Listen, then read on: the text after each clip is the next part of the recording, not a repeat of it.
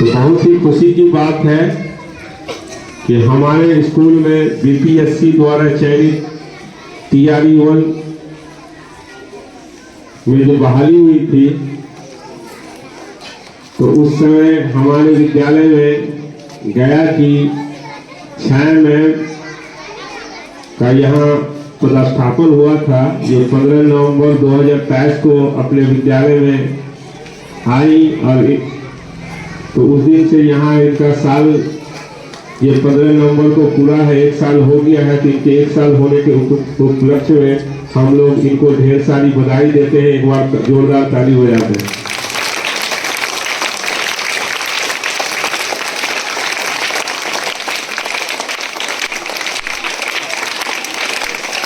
तो 15 नवंबर को विद्यालय में छुट्टी थी, जिसकी वजह से हम लोग सालगिरह नहीं मना पाए।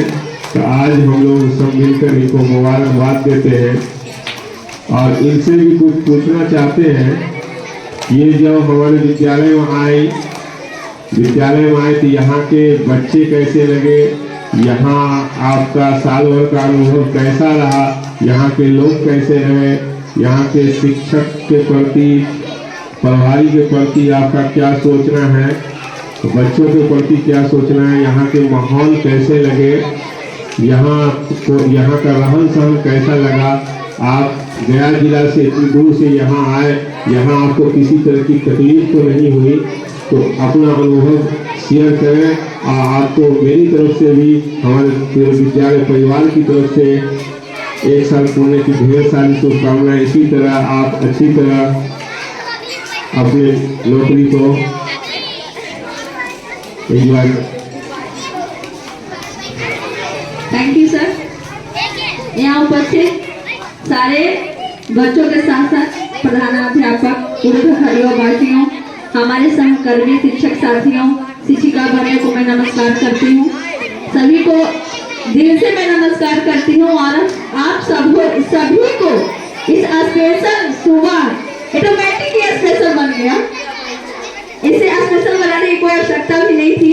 खैर, एक बार आप लोगों का बहुत बहुत धन्यवाद कि आप लोग हमें इस लायक समझे। और मैं यहाँ पे आई चयनित होकर के, ये मेहरबानी ऊपर वाले की भी है। तो घर से आने का सफर तो कुछ खट्टा कुछ मीठा अनुभव के साथ ही रहा। बहुत कड़ी मेहनत भी मुझे करनी पड़ी, क्योंकि इससे पहले मैं एक प्राइवेट स्कूल की सह अध्यापिका थी, वहाँ पे मैं बच्चों को टीच करती थी।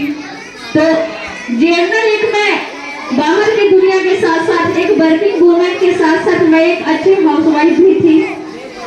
मेरे घर में मेरे पूरे परिवार थे, मेरे सास ससुर जेठ जेठानी माता पिता सभी का आशीर्वाद देते हुए और अपनी पढ़ाई को उस बीच में जारी रखी और मैं यहाँ तक पहुँची। बीच में ऐसी कुछ परिस्थितियाँ बनी जिस परिस्थितियों के कारण मुझे अपनी पढ़ाई को छोड़नी पड़ी। लेकिन कहा जाता है कि हर बुराई के पीछे एक अच्छाई छिपी रहती है, और उस परिस्थिति ने ही मुझे आगे बढ़ने का हौसला दिया। उस परिस्थिति ने मुझे यह बताया कि सिर्फ मैं प्राइवेट स्कूल की शिक्षिका बन के रह जाऊंगी, फिर सिर्फ एक छोटी सी जॉब में रह जाऊंगी, तो मेरे बच्चे और मेरा भविष्य सुरक्षित नहीं है।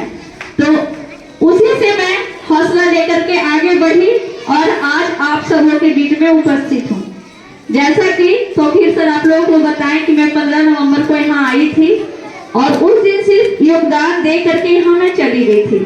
उसके बाद मेरी ट्रेनिंग शुरू हो गई थी और मैं 4 दिसंबर से आप लोगों के साथ हूँ यहाँ पे, क्योंकि 4 दिसंबर से ही मैं स्कूल में एज ए अपने आप को अध्यापिका के रूप में देखती हूँ, क्योंकि उसी दिन से मैं बच्चों के साथ हूँ। 15 नवंबर को तो मैं सिर्फ आई थी, अपना एग्जाम देकर के चली गई थी। जैसे स्कूल में कोई बच्चे आते हैं एक कोरा कागज बन करके, उसी तरह से उस रूप में मैंने अपने एक बच्चे को देखा कि मैं बिल्कुल कोरे कागज के रूप में यहाँ आई थी। बच्चों के साथ तो मेरा अनुभव लगभग 7 साल पुराना है, लेकिन यहाँ के बच्चों का, यहाँ का एनवायरमेंट मेरे लिए बहुत नया था। यहाँ इस गांव का नाम खखरुआ है। खखरुआ को याद करने में मुझे बहुत टाइम लगा, क्योंकि ये नाम मेरे लिए बिल्कुल नया था। जहाँ तक प्रधानाध्यापक की बात है, तो सादा जीवन और उच्च विचार वाले व्यक्ति हैं। उनकी जितनी तारीफ की जाए कम है। साथ में साथ यहाँ के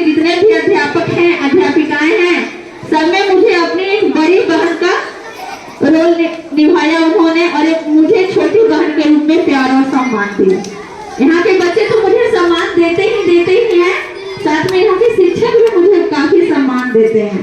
इस बाकी तो सब ठीक ही है, आप लोग मुझे देखते ही हैं मैं कैसी हूँ क्या हूँ, थोड़ी बदमाश हूँ, कभी कभी आप लोग के साथ भी बदमाशी करती हूँ, लेकिन क्या है ना कि जब तक एक शिक्षक सिर्फ प्यार मोहब्बत से बच्चों को पढ़ाते रहेंगे तब तक बच्चे कभी ना सीखेंगे। किसी तो चीज को कहा जाता है कि सोने के गहना को बनाने के लिए भी उसमें हथौड़े की चोट पड़ती है तब वो खूब सुंदर डिजाइन बनता है, और जब वो एक खूब सुंदर डिजाइन बनता है तो उसका डिमांड मार्केट में उतने ही बढ़ जाती है। एक छोटी सी बात है, दो पत्थर पड़े हुए थे, एक कारीगर आता है, एक पत्थर को उठाता है और उसे मूर्ति बनाने के लिए तोड़ता है, छेनी और हथौड़ी का उपयोग करता है। तो जैसे ही छेनी और हथौड़ी से वह मारता है तो वह पत्थर बहुत जोर से चिल्लाता है और कहता है कि नहीं नहीं मुझे मत मारो, मैं इस चोट को बर्दाश्त नहीं करूंगा। वह व्यक्ति क्या करता है, उस पत्थर को छोड़ देता है। उसके बगल में एक दूसरा पत्थर रहता है, बस वो उस पत्थर को उठाता है और उस पत्थर को छेनी हथौड़ी के माध्यम से बहुत ही खूबसूरत एक भगवान की मूर्ति बनाता है। जैसा कि हम लोग मानते हैं कि जहाँ कहीं भी भगवान की मूर्तियां हो तो सर जरूर झुकाते हैं। एक आदमी आता है, उस भगवान की मूर्ति को ले जाता है, मंदिर में स्थापित कर देता है, तो उस मूर्ति को तो पूजा होती है।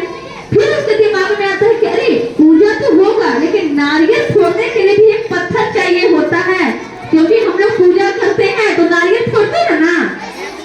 तो बस क्या करते हैं, जो पत्थर पड़ा हुआ था उस पत्थर को उठाता है, उसको पास रख देता है कि जो भी व्यक्ति आएगा इस पत्थर पे ही नारियल फोड़ेगा। तो इस कहानी से आपको यह सीख मिलती है कि पहली बार चोट जो नहीं खाया वह क्या किया कि नहीं नहीं मुझसे यह चोट बर्दाश्त नहीं होगी। उसे बार बार कितना चोट पड़ा, जितने लोग आते उतने लोग उस पत्थर पे पटक पटक करके नारियल फोड़ते और बार बार उसको उतना ही दुख दर्द और तकलीफ होता। इस बात को आप लोग अपने जीवन में उतारिए। अभी आप लोग एक छोटे से बच्चे हैं, अभी आप लोगों को प्यार के साथ साथ थोड़ी डांट फटकार मिलनी जरूरी है और उसे एक्सेप्ट भी करना है, क्योंकि वह डांट फटकार, वह मार आप सबों को एक अच्छा इंसान बनाएगा। वह इंसान जो सिर्फ अपने घर में ही नहीं, अपने गांव में ही नहीं, अपने राज्य में नहीं, बल्कि देश में परचम फहराएंगे, दुनिया में भारत का परचम फहराएंगे। तो दुनिया में भारत का परचम फहराने के लिए अभी आप लोगों को जो डांट फटकार और मार की चोट मिलती है उसे ग्रहण करना बहुत ही जरूरी है, क्योंकि वह आपको एक सफल इंसान बनाएगी। और सफल इंसान सिर्फ उसको नहीं करते हैं जो पढ़ लिख करके बड़ा आदमी बन गया या बड़ा जॉब कर लिया, नहीं। मेरे अनुसार एक सच्चा इंसान वह है जिसमें ईमानदारी हो। ईमानदार हम भी हैं, ईमानदार आप भी हैं, लेकिन कहीं ना कहीं हम मनुष्यों में ईमानदारी की कमी होते जा रही है। हम यहाँ आते हैं जरूर, बहुत सारे लोग, जैसे मान लीजिए आप डॉक्टर को देख ले, पढ़ लिख करके वह डॉक्टर बना, ईमानदार तो है कि भाई वह डॉक्टरी का काम अच्छे से करता है, लेकिन उसकी ईमानदारी यह नहीं है कि वह गरीब बेसहारा लाचार लोगों को भी जब तक पूरी फीस जमा नहीं होती तब तक वह उनको नहीं छोड़ता। आए दिन आप लोग यह सुनते होंगे कि दिल्ली के फलना हॉस्पिटल में इतने बच्चों का किडनी गायब हो गया, इतने लोगों का आंख गायब हो गया, तो कहीं ना कहीं ईमानदारी की कमी है लोगों में। तो इस ईमानदारी को अपने हमेशा रखिए अपने दिल में, क्योंकि ईमानदार होना बड़ी बात नहीं है, आप में ईमानदारी का भाव होना चाहिए, वो बड़ी बात है, क्योंकि भाव से ही जंग जीती जाती है, भाव से ही हम आगे बढ़ते हैं। हमारे मन में किसी के प्रति प्रेम का भाव रहता है तभी हम उनका सम्मान कर पाते हैं। हमारे मन में अगर किसी के प्रति घृणा का भाव होता है तो हम कभी उसे सम्मान नहीं दे पाते हैं। एक मनुष्य की मनुष्यता तभी तक है जब तक वह दूसरों के दुख दर्द तकलीफ को अपना दुख दर्द तकलीफ समझे और उसे अपने परिवार की तरह, अपने लोग की तरह ट्रीट करे और सेवा करे, तभी मनुष्य की मनुष्यता रहेगी। कोई जरूरी नहीं है कि सारे बच्चे पढ़ लिखकर डॉक्टर, इंजीनियर, राजनेता, वकील, शिक्षक बन जाए, लेकिन हाँ, आप सभी पढ़ लिख करके एक सच्चे और अच्छे मनुष्य बनते हैं, तो उसमें हम शिक्षकों की जाती है। एक और छोटी सी कहानी है। बात यह है कि जो हम दूसरे को देते हैं हमें वह मिलता है। एक बार एक पिताजी और एक उनके छोटे से बच्चे पहाड़ पे चढ़ रहे थे।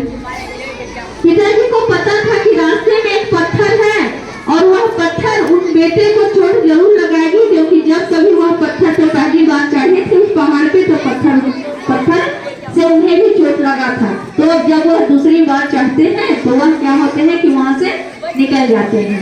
तो बेटा अपने मन में चल रहा था, वह छोटा सा बच्चा वह गया उसको पत्थर से चोट लग गया। उसके पिताजी जानबूझकर नहीं बताए कि देखते हैं उनका बच्चा क्या कैसे और कहां तक सीखता है समझता है।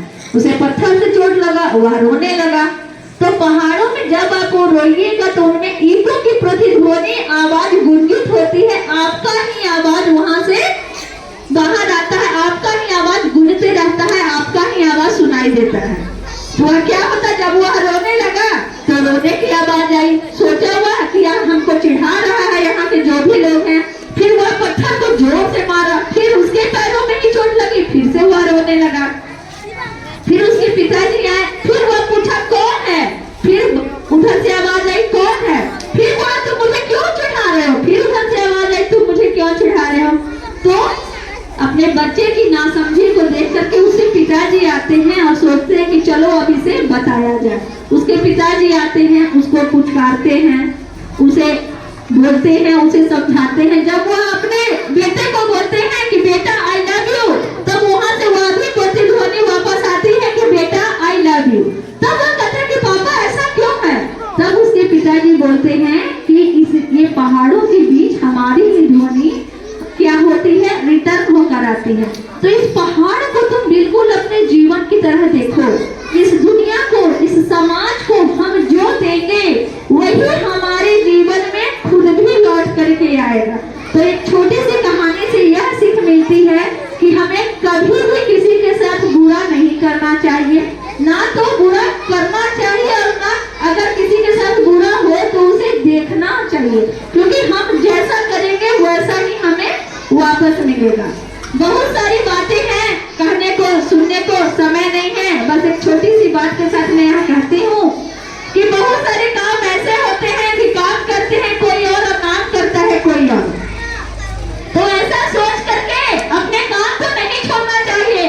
इधर काम तो हम करते हैं, नाम उनका हो जाता है। बच्चे लोग दिया और बाती सदियों से जलते आ रहे हैं, लेकिन लोग कभी नहीं कहता है कि दिया और बाती और रुई जल रही है। हमेशा लोग बोलता है कि दिया जल रहा है। तो इससे हमें यह सीख मिलती है कि हमें हमेशा अपने काम को अच्छे तरीके से करना चाहिए। हम ये नहीं सोचना चाहिए कि काम हम कर रहे हैं और नाम किसी और का हो रहा है। जो सर्वशक्तिमान है वह हमारे कर्म के अनुसार हमारे फल को जरूर देगा, और भगवान हमें हमेशा वो देते हैं जो हमारे लिए अच्छा होता है। भगवान हमें हमेशा वो नहीं देते हैं जिसे हम पसंद करते हैं। भगवान हमें हमेशा वो देते हैं जो हमारे लिए ही अच्छा होता है। बाकी यहाँ के तो सभी शिक्षक काफी अच्छे हैं, बच्चे भी काफी अच्छे हैं। एक बार सभी शिक्षकों के लिए आप लोग जोरदार क्लैपिंग कीजिए। यहाँ हमें कभी किसी तरह का कोई मुसीबत परेशानी नहीं हुआ, और अगर कभी किसी तरह कोई मुसीबत परेशानी हुआ तो हेल्प करने के लिए सब लोग तैयार रहे। हम बीमार भी बहुत पड़ते हैं, यहाँ तक कि हमको डॉक्टर के यहाँ ले जाने के लिए भी सब लोग हमेशा तैयार रहते हैं। तो मैं एक बार बहुत शुक्रगुजार हूँ कि हमें ऐसा इन्वायरमेंट मिला, क्योंकि शायद मेरे लिए यही अच्छा था जो भगवान हमको दिए और इतने अच्छे लोगों से मिलाए। लोग कहता है कि जो जैसा रहता है उसको वैसा ही मिलता है, लेकिन मैं नहीं मानती, क्योंकि मैं इतनी अच्छी नहीं हूँ जितने अच्छे यहाँ के सारे शिक्षक और यहाँ के सारे बच्चे मुझे मिले हैं। कभी कभी अच्छा बनना भी पड़ता है, तो आप लोगों को देख करके मैं भी अच्छी बन गई हूँ। बाकी समय का ख्याल रखते हुए मैं अपनी वाणी को विराम देती हूँ। जय हिंद, जय भारत। हेलो,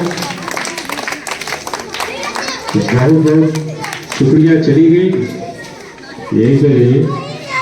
तो इन्होंने अपने साल भर का अनुभव बताया यहाँ के बच्चे, यहाँ के लोग कैसे हैं। और खास बात है कि आप लोग को किस्सा मुहावरा के जरिए आप लोग को बच्चों को उत्साहित भी की, प्रेरित भी की। तो आप लोग मेहनत करें, अच्छे से पढ़ें लिखें और अपने माँ बाप का, अपने समाज का, अपने देश का नाम रोशन करें, यही आशा और विश्वास है। तो एक बार फिर से आप 6 मेंबर के लिए एक बार जोरदार ताली बजा दें।